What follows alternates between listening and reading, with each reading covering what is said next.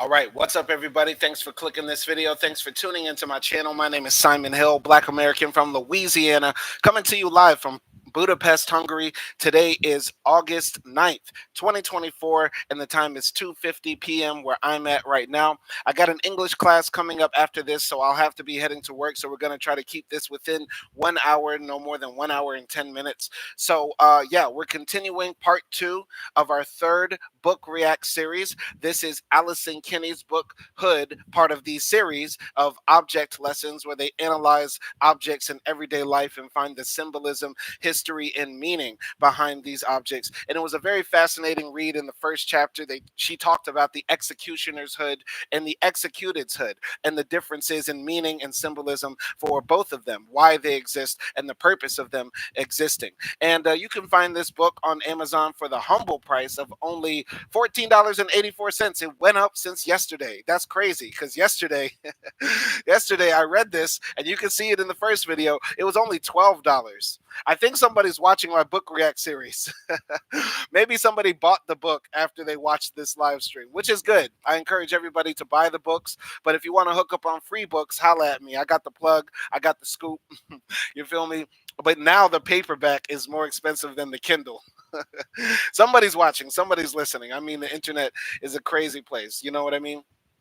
Anyway, y'all check this out. But before we start reading the second chapter, I have to say today is a holiday. Today is National Book Lovers Day. I just now found out about this holiday. I'm not going to act like I've known about it all this time. But it's so ironic that I started this book react series because I wanted to encourage my audience to read and be engaged with text and learn to love reading again, because I'm sure many people have read at least one book in their life or a few books in their life. But many people, when they become adults, they fall off reading because they say, I don't have enough time. Well, you find time for the things you love, and you also find time for the things that are important. And I believe reading is important and fundamental for all of us in a society to be able to continue to expand our minds, learn about other people's perspectives, and also gain new insights and understanding, and also just enjoyments, right? Because books are meant to be enjoyed. It's a form of entertainment. It's a source for education. It's a wealth of knowledge hidden between pages and different people's stories. So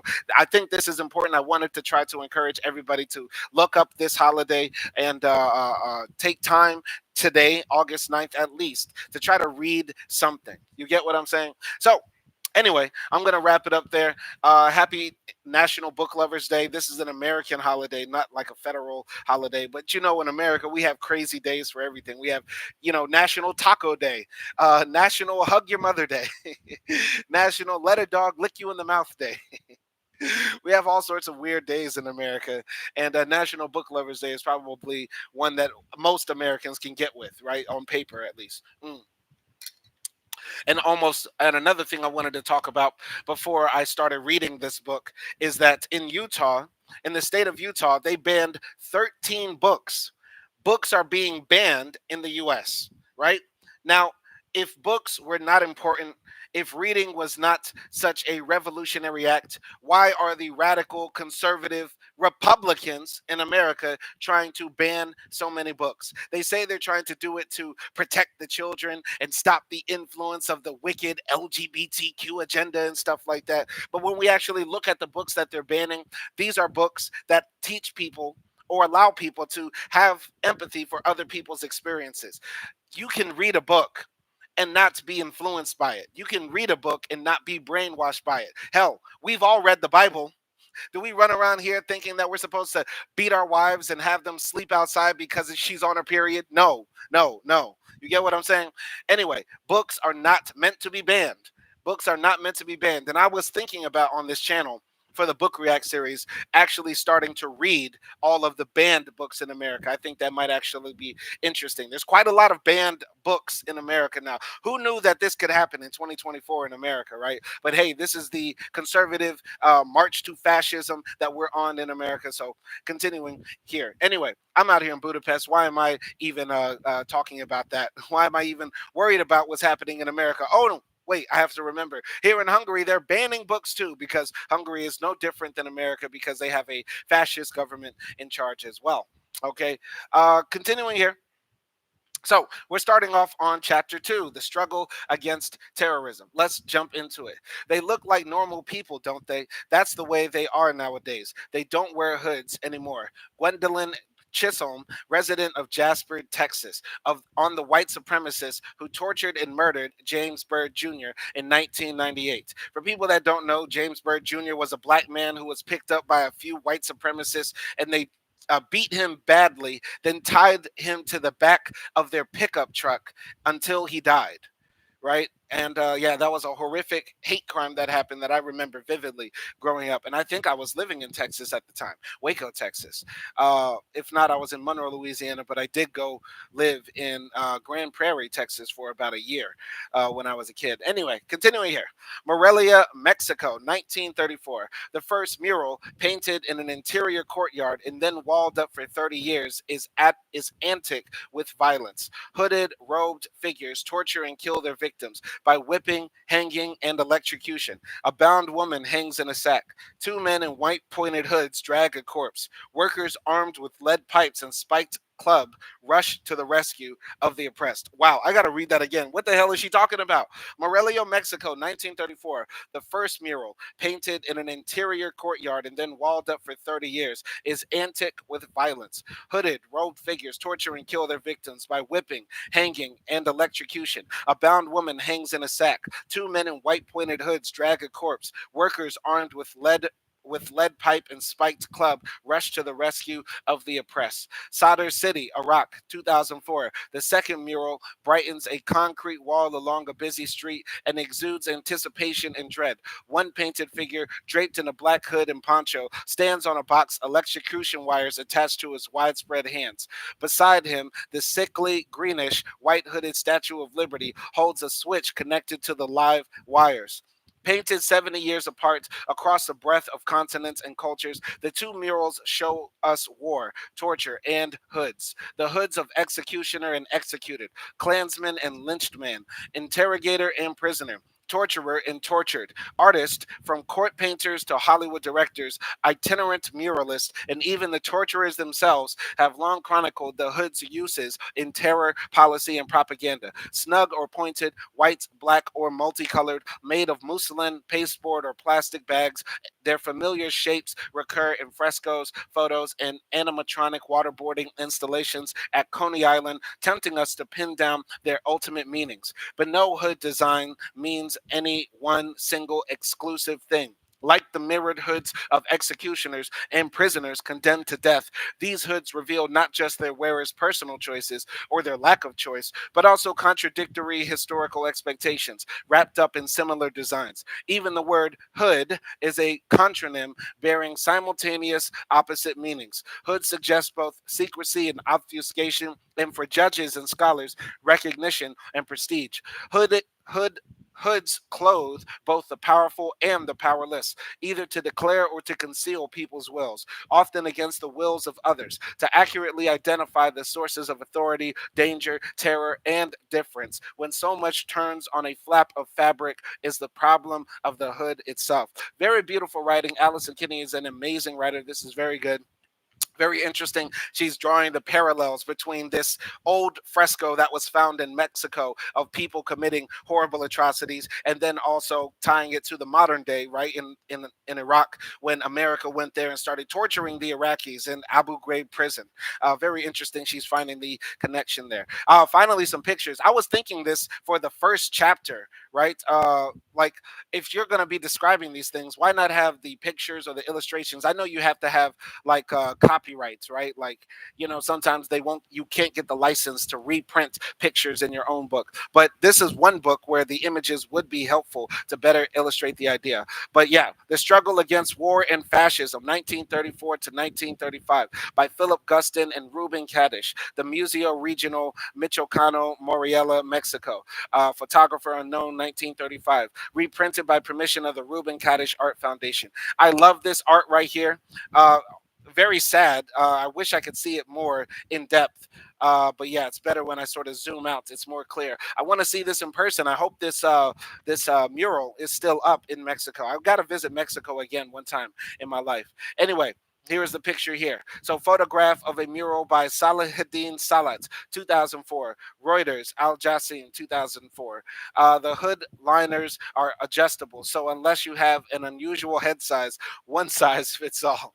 KKKClan.com. That's hilarious. That's really hilarious. And notice here that the KKK hood is on the Statue of Liberty. That freedom Foibosh. Okay, I don't understand what Foibosh means, but I'll say this. It's sort of crazy how the KKK hood is understood worldwide to be a symbol of hate. Once again, once again, this is why I don't tolerate people saying, "Oh, we call black people the N word in my country or in my city, my region, whatever," or I say it and I don't know what it means. But everybody around the world knows what this hood means. So if you know what this hood means, you know what the people were saying under that hood. At least, even if you don't speak English, you know the one word that they all used to communicate their hatred for the people that they were terrorizing was the N word. Continuing here. Once again, it's funny that the KKK has a one size fits all hood, but not one race fits all hood. Long before the artist Philip Guston was celebrated for his cartoonish paintings of pink flesh, cigarettes, and Klansmen, writing around 1969, Poor Richard, 1971, he was Philip Goldstein, a member of the Los Angeles Socialist Bloc of mural painters, and a kid on a road trip. In 1934, Guston Goldstein, fellow block painter Ruben Kadish, and battery and writer Jules Langsner bought a Ford Coupe for $23 and drove to the city of Morelia, Mexico. So crazy, you could buy a car for $23 back then. That's crazy. That's a real sentence. They bought a car for $23. Two socialists bought a car for $23. Andre Beja says, Simon, my best buddy. Shout out Andre Beja. Much love to Andre Beja. Shout out to you. Anyway, continuing here, I'm going to reread that paragraph again. So, long before the artist Philip Guston was celebrated for his cartoonish paintings of pink flesh, cigarettes, and Klansmen, he was Philip Goldstein, a member of the Los Angeles Socialist Bloc of mural painters, and a kid on a road trip. In 1934, Guston Goldstein, fellow block painter Ruben Kadish, and writer Jules Langsner bought a Ford Coupe for $23 and drove to the city of Morelia, Mexico. Morelia, named for the revolutionary priest Jose Maria Morelos, was a stronghold of the left-wing politician Lazaro Cardenas. The university's Museo Regional Michoacano, a former summer palace once occupied by the Emperor Maximilian, had offered the artist a wall to embellish. Guston and Kadish's fresco, depicting swastika, hammer and sickle, cross, whips, nails, and electric chair cap, would go by many titles. The struggle against war and fascism, the workers' struggle for liberty, as Time magazine dubbed it, and the struggle against terrorism. It's hard to see in this picture. I wish it was in color, but I'm sure you can find this picture online in color, right? And probably videos of people visiting it as well. Hold on, wait. All right, cool. All right, now let's go. All right, the Morelia mural swarms with robed men in peaked white hoods, suggesting one particular kind of terrorism for viewers then and now. But in 1934, when the mural was painted, the Ku Klux Klan's white hood had been standardized for only 2 decades. How the hood came to be an icon of hatred is the story of image makers, parade planners, and playwrights, Hollywood, and the mail order catalog. Before they came along, though, the early Klan of the post war South really was a quote unquote invisible empire. Emphasis on the invisibility, covert, decentralized, lacking hierarchy or uniforms, including the now standard white conical hood. While some Klansmen did wear white, and later Klan mythology would claim they dressed up as Confederate ghosts, they usually drew on folk traditions of carnival, circus, minstrelsy, Mardi Gras, or the mid-century Calico Indians, hooded and masked farmers rebelling against upstate New York land laws. Klansmen wore gigantic animal horns, fake beards, coon skin caps, or polka-dotted paper hats. They imitated French accents or barnyard animals. They played guitars to serenade victims. Some Klansmen wore pointed hats suggestive of wizards, dunces, or periots. Some wore everyday winter hoods, pillowcases, or flour sacks on their heads. Many early Klansmen also wore blackface, simultaneously scapegoating and mocking their victims. Very interesting. I didn't know that the Klansmen Klansmen were pulling up at black people's houses, wearing blackface, burning crosses, and then raping their wives. Like, that's crazy. That's a wild thing. I always think of like that scene from Django Unchained, right? When the Klansmen are like wearing like pillow sacks over their faces, and then they cut out eye holes, and then they're joking to each other like, I can't see out of this damn thing. It's so crazy, like how early America was so wild, and we just allowed this terrorist group to exist. The United States government should have declared war on the KKK the same way they declared war on the Taliban. Orange juice break. Mm. Ah, orange juice and soda water, my favorite drink. The lack of a formal uniform helped apologists like John H. Christie, a former Georgia representative, testify to Congress in 1871. Sometimes mischievous boys who want to have some fun go on masquerading frolic to scare the Negroes, but they do not interrupt them, do not hurt them in any way. Stories are exaggerated, and it keeps up the impression among the Negroes that there really is a Ku Klux organization. But pantomime costumes didn't make the early Klan any less real or brutal. One colored witness, Jacob Montgomery of Spartansburg, South Carolina, testified that the Klansmen who pistol whipped, beat, and kicked him wore white gowns, some had flax linen, and some had red calico, and some red caps and white horns stuffed with cotton, and some had flannel around coonskin caps. Another witness, Henry Lipscomb, testified that the Klan had killed two of his black neighbors and one white. They'd stripped, choked, and beaten him and thrown a fireball into his house. The original Klan, anonymous, unaccountable, and hybrid, springing up in a woman's gown, squirrel skin, or Venetian domino mask, violated its victims, then vanished, denying that any terrorism had occurred. It's so crazy, right? Because people say nowadays in America, there is no racism. Racism doesn't exist. That was all in the past. But literally when the Ku Klux Klan was beginning, people would say, yeah, sometimes white boys go into the forest and they might scare the Negroes because they're getting drunk and dressing up in women's clothes. Odd. But they would say, oh no, they're not terrorizing people, they're not killing people, they're not burning down houses or any of that stuff. It's always this gaslighting with the white supremacists. They always say what you're seeing is not real when it actually is happening. All right. John Ridge said, good morning, brother. Once again, please, guys, do not call me brother, but good morning to you. Call me comrade, call me comrade, or Simon, or Comrade Simon, because this is a socialist, communist channel. This is not the bro hour. This is not bro hour. If you want to bro somewhere, go to Kai Sinet's stream. Go to Aiden Ross's stream. Bro. This is a channel where we fight and educate the working class and raise class consciousness. I mean, as Reconstruction ended and Southern white men reclaimed political power, they dropped out of the Klan, no longer limited to secret outlets for their violence. In 1872, the old Klan made a valedictory appearance in public in the Memphis Mardi Gras parade, revealing a new kind of pageantry that was no less ceremonial than chilling. Local Klan leaders and representatives from all the southern states rode their own floats, wearing black conical hats with the skull and crossbones, and KKK in white.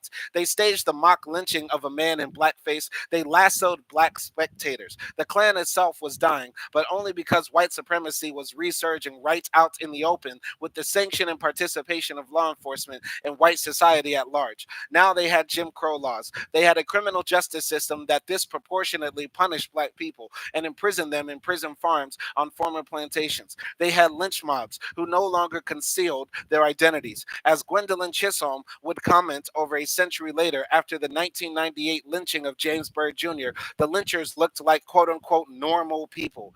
The complete absence of any hood, costume, or concealment presented literally a new face of white supremacy. Journalist Ida B. Wells Barnett estimated that in the 25 years after the Civil War, lynchers murdered 10,000 black Americans. Starting in the 1880s, spectacle lynching attracted crowds of up to 15,000 white participant witnesses who booked special excursion trains to reach lynching sites. That's crazy. That's crazy. That's crazy. White people were taking trains like to go on vacation.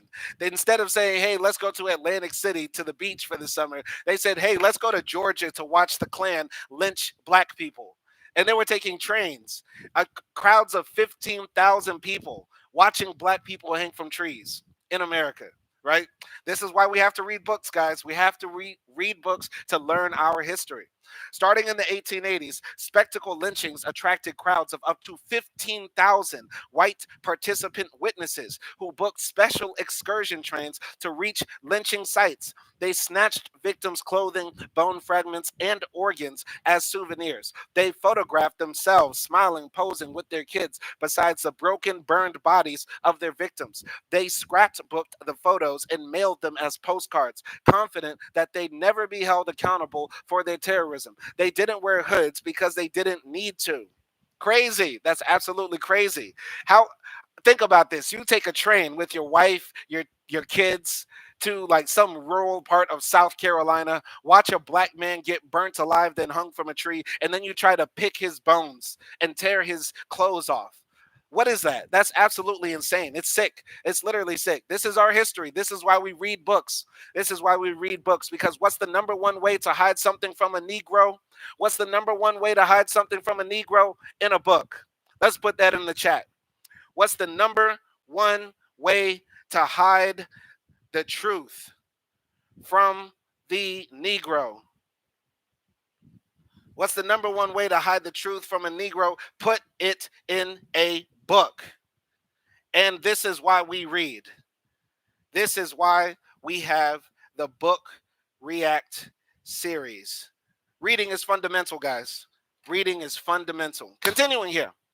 Lynchings were not spontaneous outbursts of mob violence, but the predictable result of institutional support and the outright participation of political elites. The lynchers of Leo Frank in Marietta, Georgia in 1915 included a former governor, judge, mayor, and state legislator, sheriff, county prosecutor, lawyer, and banker, business owner, U.S. senator's son, and the founders of the Marietta Country Club.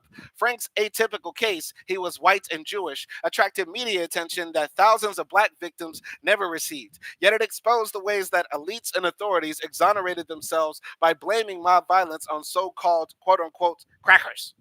Meanwhile, Mississippi Governor, late U.S. Senator James K. Vardaman, said in 1907, if it is necessary, every Negro in the state will be lynched. It will be done to maintain white supremacy. This was the, God, this is crazy. Absolutely insane. The governor of Mississippi said if we have to lynch every single black person in the state to maintain white supremacy, we will do it. We will do it. And y'all tell me America's sins are not covered in the soil. The soil of the nation runs in blood. Absolutely insane. You had lawyers, doctors, people of high esteem in society showing up to watch a man get lynched, tear off parts of his body, and keep his clothes as souvenirs, take photographs next to the body. And the governor saying, we will lynch every single Negro in the state. Crazy. All right. Vardaman didn't wear a white hood.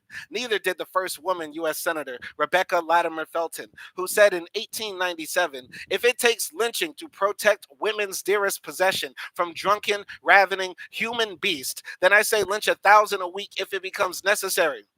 The first woman senator. What about all this feminism? White women and feminism. What happened to all what this white woman stood up in the US Senate and said, "We shall lynch every single black man if it takes protecting our precious white bodies." They were cloaked instead in state power and popular support, and what their platforms concealed was the truth. Wells Barnett's reporting and the National Association for the Advancement of Colored People's NAACP research had disproved the threadbare lie of the lynch mob as honorable defenders of white women. Besides the fact that the myth of the black rapist was a white supremacist fantasy, 70% of lynchers didn't even bother to invoke it to justify their violence. Okay, so this is like a big misconception that most of the time black men were lynched because they were accused of raping white women. That's not even the case. 70% of the time they were probably just lynching people for fun. But let's find out in the next sentence. Lynchers killed for such alleged offenses as sassing, wanting a drink of water, being quote unquote troublesome, conjuring, and often, as in the murders of Mrs. Jake Sibros and an 8-year-old child named Parks, no excuse at all. So if you just wanted a drink of water, but you didn't say, please, Miss a White Man, can I get some water? They would lynch you. Sassing, saying a bad word around white people could get you lynched.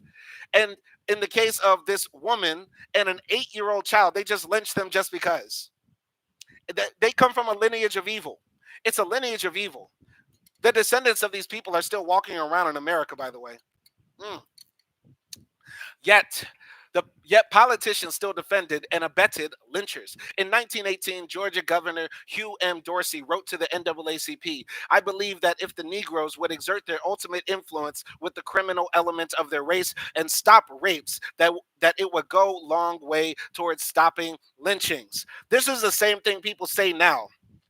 They say, black people, you have to stop committing crime so that we can stop harassing you and committing unjust crimes against you. This is the same sort of logic that they use in Chicago and the rampant black on black crime.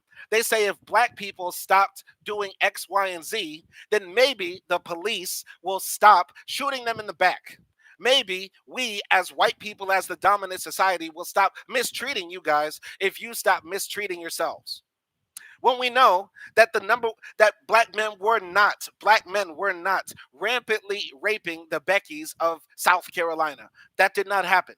It did not happen in the South. There was no massive rampant rapes by black men on white women, period, in US history. In fact, it's been the reverse. White men have been raping black women since the beginning of our times together in America, right? But still, it's so crazy how the times changed, but the words of the right wing, racist, white supremacists in America stays the same. And so many black people that support them parrot these talking points.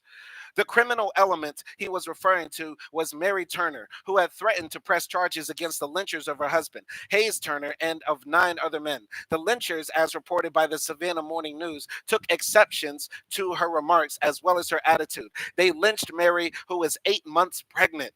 Journalist Walter White, whose ability to pass as white enabled him to interview the murderers themselves, reported that they had hung Mary upside down, set her on fire, cut out her fetus, and stomped it, then shot Mary's body multiple times. Wow. The Brooks County coroner's jury ruled that all the victims had died at the hands of parties unknown and closed their cases. A lyncher served as jury foreman. It was in this context of bald-faced violence and injustice that Thomas Dixon recirculated the myth of the black rapist pursued by vengeful robed vigilantes for his 1905 novel and play, The Klansman. For the first edition of the book, the president of the Society of Illustrators, Arthur I. Keller, depicted the Reconstruction era Klansman in an anachronistic uniform of white, shoulder-length, face-concealing hoods beneath spiked caps. Dixon's theater costumes adapted Keller's book illustrations and added a conical white hat to the mix. Together, they reintroduced pantomime, fantasy, and nostalgia to what had become a horribly commonplace spectacle for white crowds of murderers. Very interesting. So the original KKK, they were just like wearing whatever, like grabbing their wife's clothes and just throwing it on their faces, painting themselves black, and then running into the woods to terrorize black people, right? But it's always interesting how the artist, years later, after a group or an event happens, they come and they create the idea for us in the future, right? Like they say the Vikings never really wore the helmets with the horns on them. But artists, centuries after the Vikings existed, painted those images of them wearing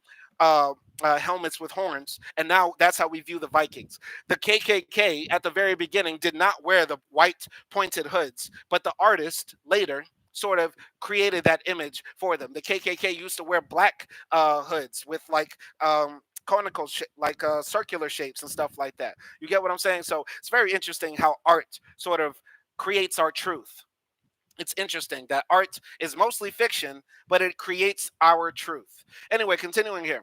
Then Hollywood took charge. In 1915, director D.W. Griffith adapted The Klansman as The Birth of a Nation, one of the very first feature-length films and the first to screen in the White House. Its most famous scene, The Ride of the Klan, required 25,000 yards of white muslin to realize the Keller-Dixon costume ideas. Among the variety of Klansman costumes in the film, there appeared a new one, the one-piece full face masking, pointed white hood with eye holes, which would come to represent the modern Klan. Maybe it was Griffith who brought those pieces of fabric together in their soon-to-be iconic form. After all, his mother had sewn costumes for his Klansman father. God, God, America.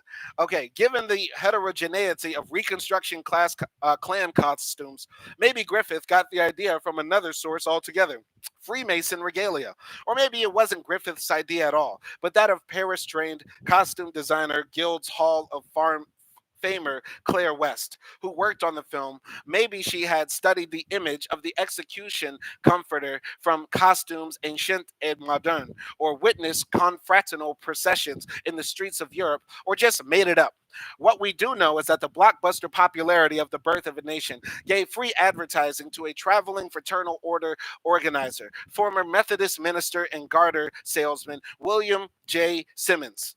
Simmons didn't just organize fraternities, he joined 15 of them, including the Knights Templar and the Masons. The 1915 lynching of Leo Frank had inspired Simmons to form a new anti Semitic nativist fraternity. 1 week before The Birth of a Nation's Atlanta premiere, Simmons received his state charter for the Invisible Empire, Knights of the Ku Klux Klan Incorporated. He sold hoods and robes for, at the time, $6.50.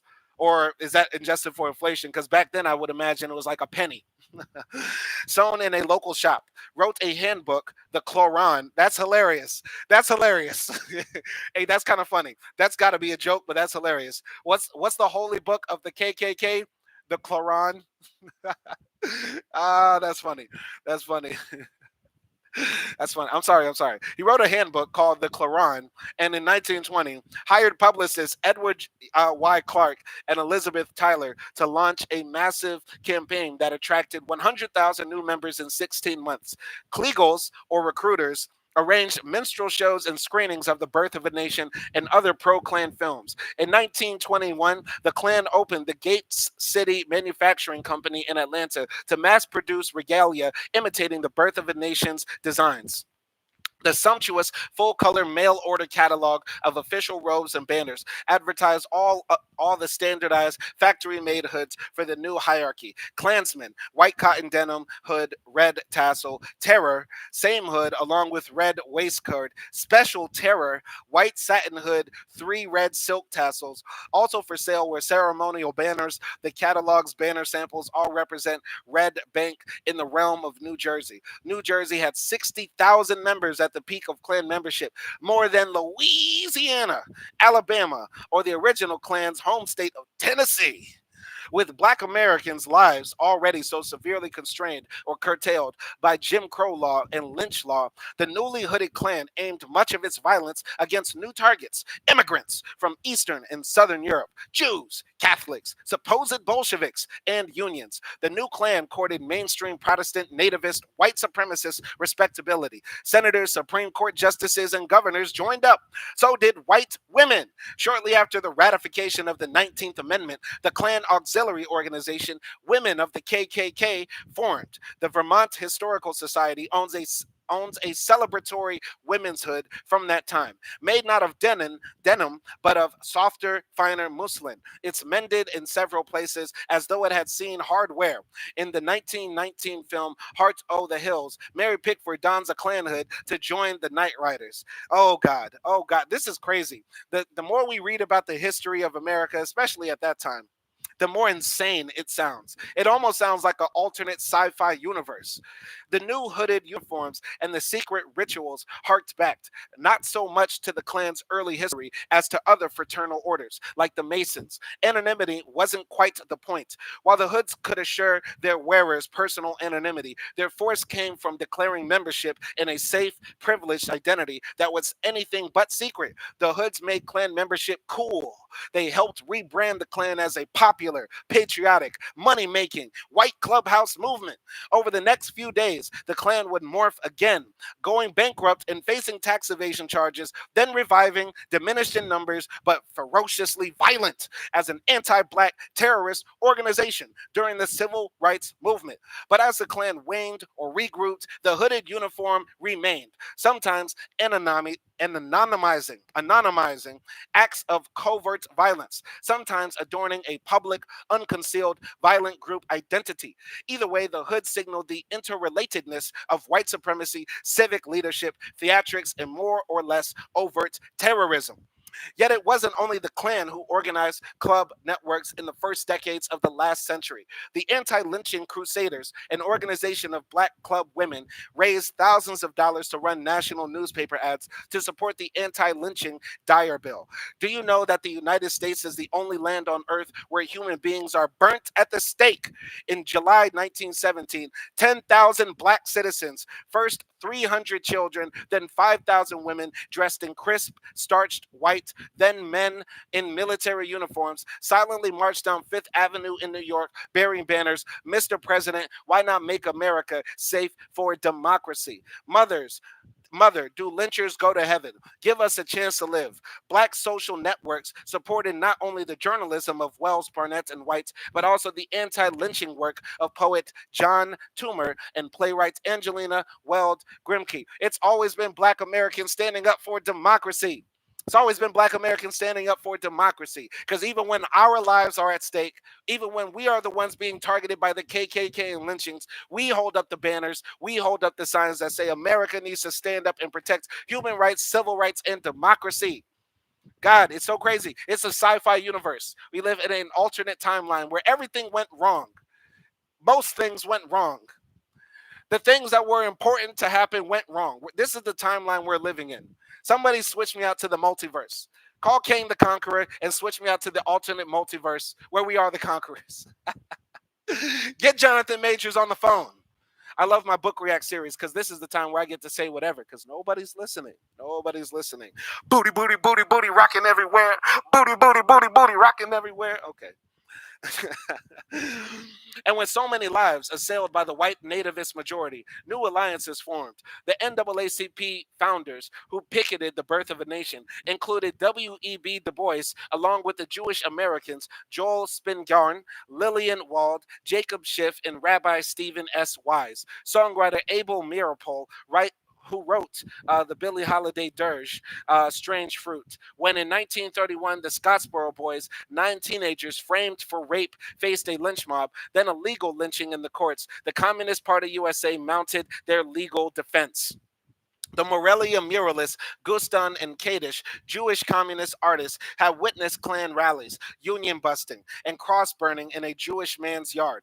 Red baiting police ransacked Kadish's ransacked Kadish's family home in 1928. Another leftist muralist of the 1930s, Thomas Hart Benton, painted parks, the circus, the Klan, the press, depicting the Klan's grip on Indiana politics for the 1933 World's Fair. When Guston and Kadish participated in the Los Angeles group art show Negro America in solidarity with the Scottsboro Boys, the LAPD's Red Squad raided and confiscated the artworks. After a lawsuit forced the return of the art, Guston found his painting of a Klansman flogging a black man to be riddled with LAPD bullets to the victim's eyes and genitals. Arriving in Mexico a few months later to paint the struggle against war and fascism, they depicted white and black hooded torturers and executioners who represented Klansmen, and so much more besides. The Morelia mural employed the Klan hood, that most flamboyant and secretive aspect of bigotry, to indict the brazenly barefaced millions,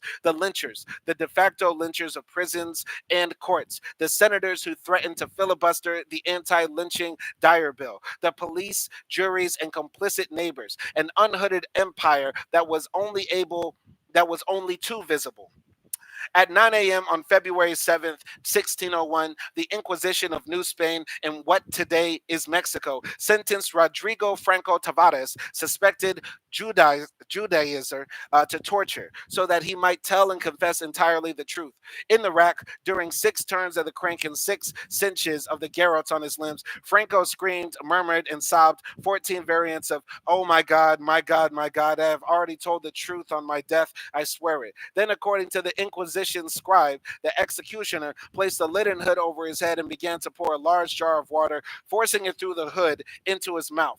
Once they poured about a quarter of the jar, they took off the hood and asked him again. He said, "I have already said it, and that is the account that I will give to God." The executioner waterboarded him a second time. Franco was still protesting when they returned him to his cell at 10:30 a.m. It's crazy. I thought waterboarding was actually like a new thing, but of course, it's such a simple way to torture people. Of course, people were doing it in 1601.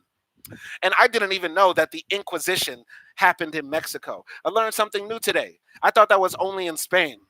Turns out the Inquisition also applied to the Mexican colony. I mean, to the colonies of Spain, in the Americas. So in Morelia, Cadiz and Guston's mural has yet another name, and the hood's another meaning: La Inquisición.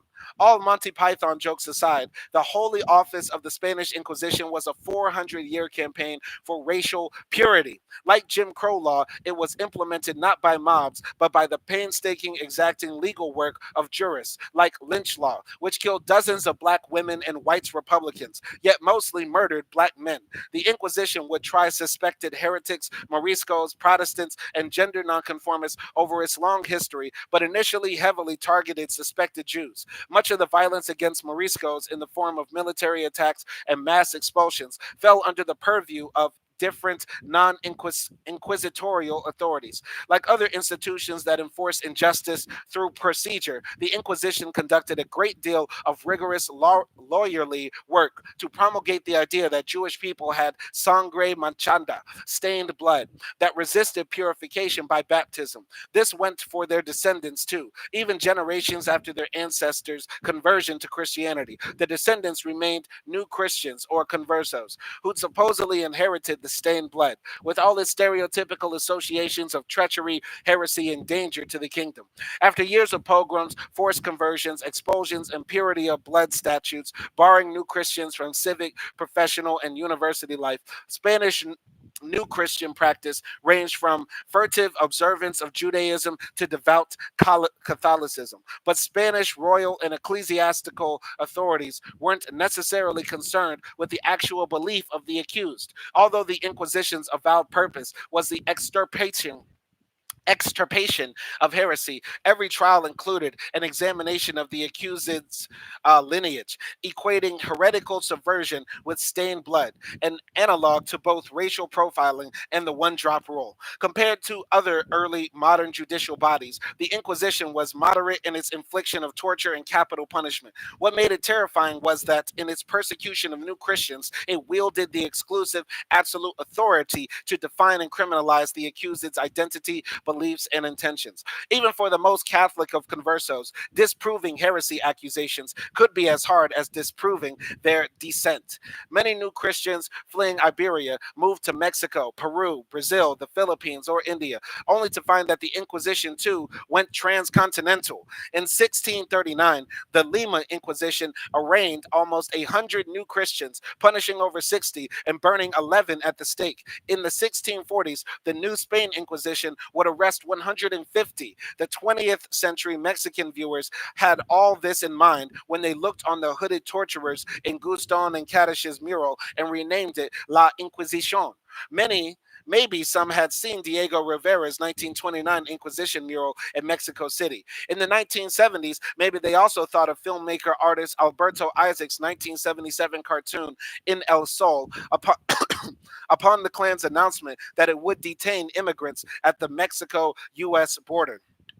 But the Morelia viewers also had a strictly local context. In 1537, the Inquisition of New Spain had tried a prominent Morelia dignitary, Gonzalo Gomez. The charge, Judaizing or practicing Judaism after baptism. The evidence, witnesses accused him of engaging in art criticism. He'd called a mural of the Last Judgment fanciful and contrived, and drying chili peppers on the arms of crosses.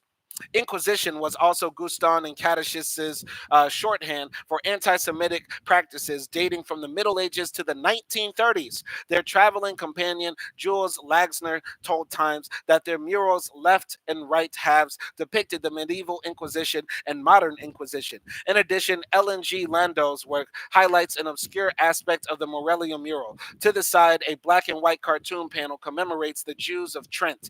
In 1475, the leaders of the city of Trent accused the Jewish community of killing a Christian child to use his blood for Passover, a pervasive anti Semitic accusation called the blood libel. One Trent victim died in prison, 6 were burned at the stake, and the 2 youngest were baptized, then beheaded. A German printmaker, Albert Kuhn, printed and distributed a broadside of the massacre in which the Jewish victims wear white brimmed hats coming to points with little knobs, very like the Jew's hat from other anti Semitic artworks. While while their torturers also wear white hats with rounded peaks. 450 years later, in a decade where the Nazi newspaper Der Stürmer was reviving blood libel accusations yet again, Guston and Kadish copied Kuhn's picture with all those white hats alongside the main wall in Morelia.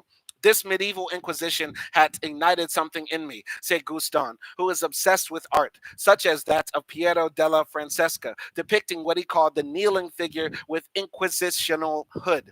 Shaggy medievalism alert. Once again, okay, Allison, you got to stop making these jokes, man. I'm trying to take this seriously. You're talking about the Inquisition. I'm learning a lot here. I'll be honest.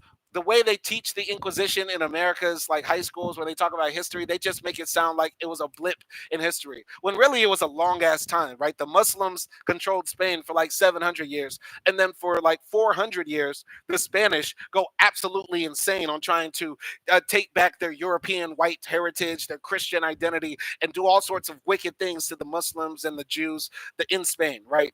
It's and they just make it seem like a blip. Of course, we hear about the Inquisition like if you were, they make it sound like if you just didn't practice hardcore Catholicism, they would like whip you and beat you and burn you alive. But it was actually really a lot of anti-Semitism, a lot of racism against the African, against the Arabs, and stuff like that. So yeah, it goes pretty deep with the Inquisition, and I'm actually fascinated. I want to learn more about the Inquisition after reading that. But I'll continue here. Shaggy medievalism alert. Once again, the terminology should give us pause. The massacre of the Jews of Trent wasn't related to either medieval inquisitions, papal tribunals concerned with heresy, or the modern Spanish Inquisition of 1478 to 1834. While his language encapsulated a long, violent history of Christian anti Semitism, it also obscured the specificity of perpetrators' agendas and victims' sufferings. More significantly, as with the hooded executioner, such language obscures and distracts attention from the ongoing horror of modern violence. And what did Guston mean by an inquisitional hood? The torturers of the Morelia murals main panel wear pointed, face-concealing hoods in black and white. The Jews of Trent wear white pointed hats. Their torturers also wear tall white hats. Klansmen wear white pointed hoods. Throw in the Inquisition and the symbols get even more complicated. Inquisitors and their victims all covered their heads, but the designs expressed a world of difference between authority, orthodoxy, and violence on the one hand, and the suffering, persecution, and death on the other. The white pointed cap of the Inquisition, familiar from Francisco de Goya's art, was worn not by inquisitors, but by the condemned. Inquisitors sentenced victims to flogging, galley slavery, or execution, and more often to the auto da fe. What is an auto da fe? I'm going to look that up later. Okay, well, this was a public shaming for which victims were dressed in a pointed pasteboard hat, hood, carroza, or capriot. The words are sometimes used interchangeably, though they imply different designs, and a white or yellow tunic, sambenito. Inquisitors sometimes sentenced victims to continue wearing the sambenito on Sundays, or to hang them from the rafters of their parish churches. This will proclaim the victim's stained blood long after their reconciliation with the church. The peaked carrozas, which strongly suggested Jews' hats, had no facial mask because Inquisition victims didn't enjoy the luxury of shielding their faces from the public. The people who did wear Klan-like pointed face masking hoods in the medieval and early modern periods were those Christians who didn't worry about running afoul of the Inquisition. Catholic confraternities, such as the Execution Confortaria, wore and still wear such capriot hoods. Wearing the hood gives me a certain freedom. I'm on the same level as everyone else. Pardon. Orange juice, right? Mm, mm. I love this book react series because I get to be silly and I also get to die slowly in front of you. Jesus Christ. The freedom. The freedom when nobody is listening. Booty, booty, booty, booty rocking everywhere. Booty, booty, booty, booty rocking everywhere. Okay, anyway. Wearing the hood gives me a certain freedom. I'm on the same level as everyone else, exactly the same. That's what the hood is all about. Hiding your identity and going from being an individual to being a part of a collective. Confraternity member Antonio Banderas has said, wow, wow, Antonio. Antonio Banderas is a part of a cult, a Catholic hardcore religious cult. It's interesting. Penitents, like those in Goya's Procession de Disciplinantes, also wore capriots to enjoy being hooded in private public piety. They could anonymously scourge their bodies while parading the streets, or during the 14th century Black Death, while massacring Jewish victims. Like confraternity members, penitents came from the noble and middle classes, and their hoods signaled the opposite of the San Benito. Both their self debasement and their acts of anti Semitic terrorism were voluntary, more or less orthodox, and countenanced by their elite social positions. Their hoods, despite the design similarities, would never have been confused with the Inquisition's victims, San Benitos. Even within a limited array of designs, Hood's meanings depend on context. Guston and Caddish's depiction of a hooded priest lurking over a bound corpse suggested a welter of additional meanings in Michoacan, where the 1926-1929 Cristero War had recently pitted anti-clerical government forces against the popular uprising of peasant and Catholic rebels. It's no accident that the mural would be whitewashed and hidden for 30 years after its commission. And the artists were hardly the first or last people to mix up their hoods. The internet is a trove of pointy hooded inquisitor art, much of it sourced from anti clerical critics who viewed all hooded religious, particularly the inquisitors, as murderous and cultish. From 1519, the Inquisition friars used their hoods to cover every sort of egregious and nefarious crime, confident that laymen and temporal rulers have no power over them. Popular images of cone hooded inquisitorial torturers include the sensational century print The Scourging of George Penn during the Spanish Inquisition from a Victorian reprint of John Fox's 16th century anti Catholic Book of Martyrs. Louis Ellis Dupin's Inquisition torture scene, republished in the Enlightenment bestseller Religious Ceremonies of the World, and Gustave Dore's Torture by Water, depicting the wrong hoods but rightly indicting waterboarding. The Inquisition's reputation for terror may persist today, not because of concern for anti Semitism, but because of anti clerical torture porn. See too Edgar Allan Poe's The Pit and the Pendulum, and Giuseppe Verdi's 1867 opera Don Carlo, where the Grand Inquisitor dispenses sinister marital advice. There's also superficial irony in the fact that the second wave of the Klan adopted hoods reminiscent of Catholic devotions. However, both the Inquisition and the Klan were terror machines, generating violent fantasies of racial origins and contaminations. The Inquisition largely invented what Irene M. Silverblatt, invoking Hannah Arendt, called the race thinking blueprints of modern geopolitics. The hierarchies of ethnic, color, class, national, religious, ideological, and sexual identities that paved the way toward modern colonization, slavery, and genocide. The Klan could hardly have arisen without such race thinking. Also, if many fantasy images of the Inquisition cast the white, hooded figures in the wrong roles, conflating modern Jewish victims with medieval torturers, this only underscores the Inquisition's ideological force, even today. The Inquisition represented its victims as defilers and criminals, and the church, state, and blood purity as the true victims. And we reproduce it in our images, costuming torturers in white pointed hoods. Very interesting.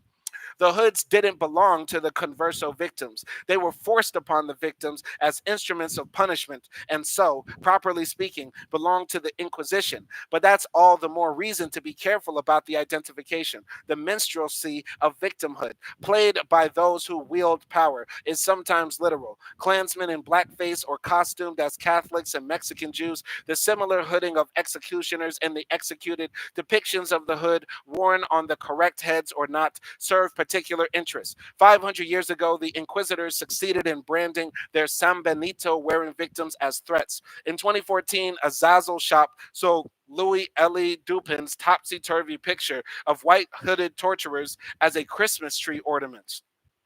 I do not like their coming. Now I think on't.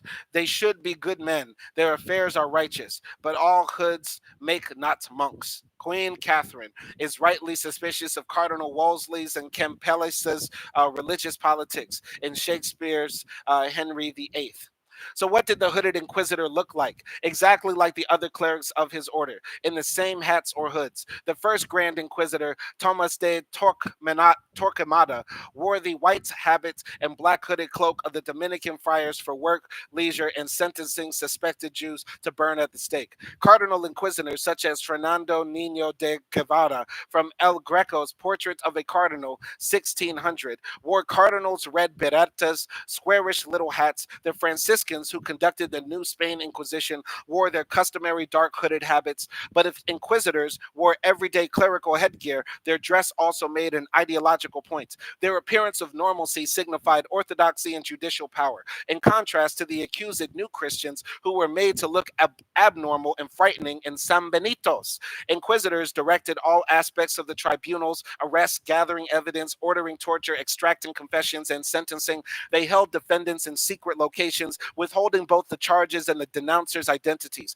What they did not do was crank the rack, administer the waterboarding, or light the pyre. They relegated torture to the torturers and relaxed or handed over executions entirely to the secular authorities, who, like other executioners of their day, didn't generally wear hoods. In 1524, the Inquisition in Madrid expressly forbade the city executioner to wear a mask or sheet. Yet the scariest participant in an auto de fe wasn't the lackey with the torch, but the presiding clerical judge authorizing the violence. The victims would have been right to view their black clerical hoods in the light of a death squad. The black hood, consolidating the roles of judge, priest, torturer, and executioner, still haunts the imagination and practice of the law. European judges once wore the same hooded gowns, as did other members of the medieval academy and church. There's a reason why judges, priests, and professors at graduation look alike. Their black gowns bear the symbolic vestiges of that image. Modern executioners and torturers wear or don't wear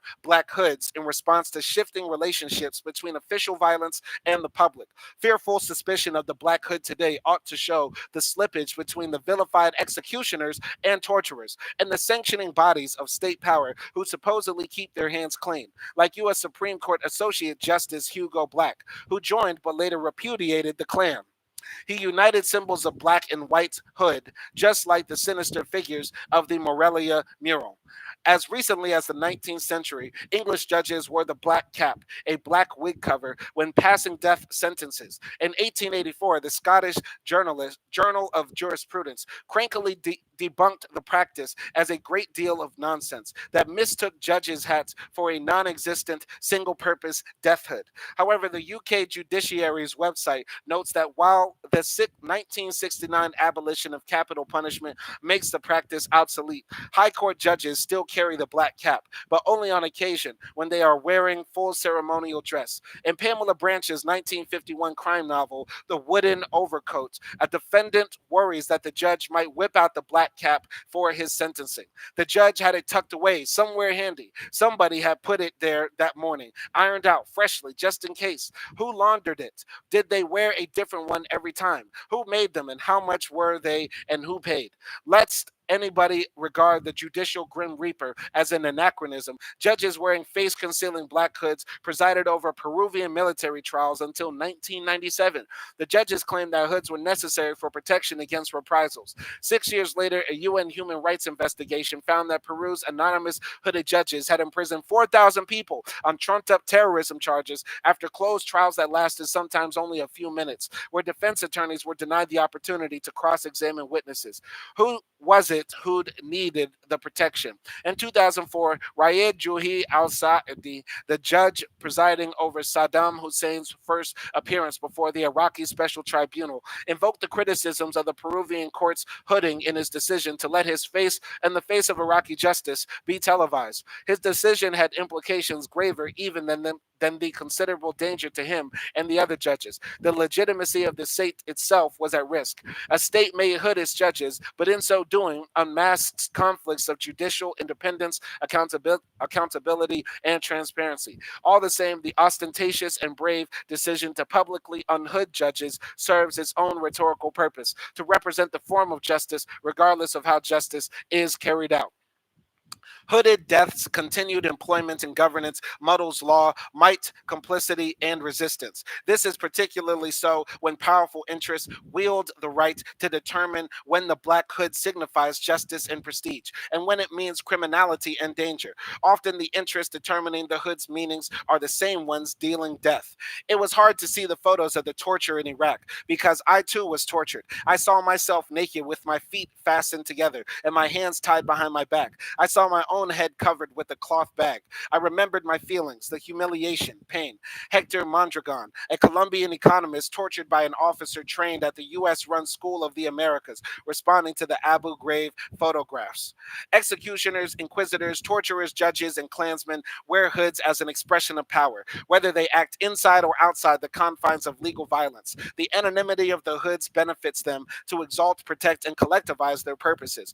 For victims of the auto da fe, or death chamber, the opposite happens. They don't necessarily choose to wear those hoods. The hoods aren't theirs. Forced hooding strips them of individuality and autonomy, hides their suffering, causes pain and panic by suffocation, and simultaneously brands them with aberrant or criminal identities. The pieces of cloth may look identical, may even switch from the torturer's head to the victim's, but significance in survival depends on who's doing the hooding.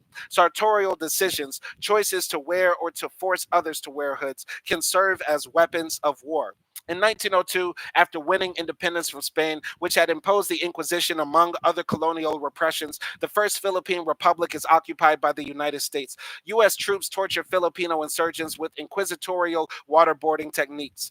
President Theodore Roosevelt comments, the enlisted men begun to use the old Filipino method of mild water torture, the water cure. Nobody was seriously damaged. 1940s, at the German concentration camp Fort Brendock in Belgium, the mostly Jewish prisoners sometimes wore handcuffs and had shackles on their feet attached to an iron ring in the wall. They could not leave their cells without being forced to wear hoods. One of these prisoners, M. Paquette, states that he spent 8 months under such a regime, and when one day he tried to lift the hood to see his way, he received a violent blow with the butt of a gun, which broke 3 vertebrae in his neck. 1950s, Hélène Gautran testifies about victims of French torture at the Villa Sassini in Algiers, including Madame Heli, 50 years old. 12 hours forced standing, hood over her head, slapping, menacing by dog. Salima El Hafaf, electricity, water slapping. Fatima Ben Osman, electricity, water slapping. Madame Cardi, Claudine Lascade, student arrested for distributing banned newspapers like Liberté and the Voix du Soldat. 1960s, 1980s, the Archdiocese of Sao Paulo reports that U.S. and British advisors have taught torture techniques to the Brazilian militarized police who capture and execute political prisoners. One technique is the Vietnam. The torturers hood their prisoners and force them to stand barefoot on cans, applying electroshock whenever victims begin to collapse from fatigue. Captives seized from their homes at night are hooded by day. They're put into opaque wraparound sunglasses so as not to look too conspicuous in public. The violence workers wear hoods on their own of their own. The violence workers wear hoods of their own, face paint or fake beards, and call each other Pompil to suggest the indistinguishable corpses at Pompeii.